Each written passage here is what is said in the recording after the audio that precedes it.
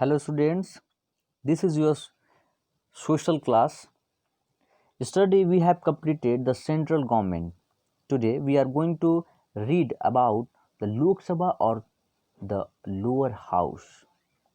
So first read that one. We will read star fact.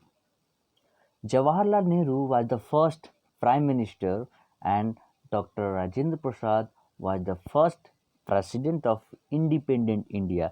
You have to remember this point because it is very important that Jawaharlal Nehru was the first Prime Minister of India, independent India, and Dr. Rajendra Prasad was the first President of independent India. Okay, so you have to learn this one. Now we move to Lok Sabha or the lower house.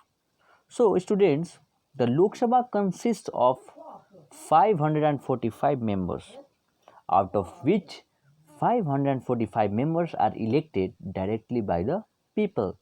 So one thing you have to know that the total maximum the maximum numbers of seat in Lok Sabha is 552, but according to our population, the total numbers of seat in current is 545.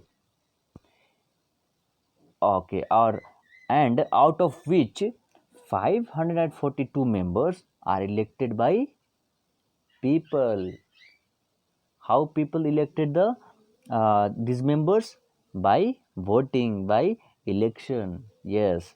So two members may be nominated by the president from the Anglo-Indian community.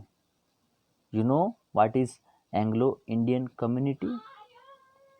Anglo-Indian community means we can, in simple language, we can say that mixed races. You know the history of India. Many persons came here, rule over India, and their family still living in India. So for that such kind of people, we have also reserved two seats in Lok Sabha. So that's why we are saying here the two members may be nominated by the president from the Anglo-Indian community. Okay. So if it is not adequately represented in the Lok Sabha, citizens who are 18 years and above can vote and elect their representatives. These representatives are nominated by various parties. So, if any person who is 18 year and above can vote in Lok Sabha elections. Okay, this is also important point. You have to learn this one. 18 years age limit is there for voting in Lok Sabha elections. Okay, these representatives are nominated by various parties. So you have also knows about the different political parties, जिसे हम हिंदी में कहते हैं राजनीतिक पार्टियां. So what is the work of these parties? The work of these parties is to work for the welfare of the people. So these parties, we select, election commission selected different members from the different parties. So, okay, so here we called political parties, various parties.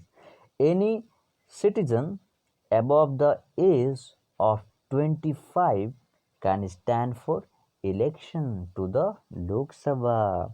Yes, student, it is very important. If any person wants to go to Lok Sabha, want to become a member of Lok Sabha, the age limit is 25. So it is very important. Lok Sabha or the lower house is the member of house of peoples. Okay, so why? Because it is elected by the people directly.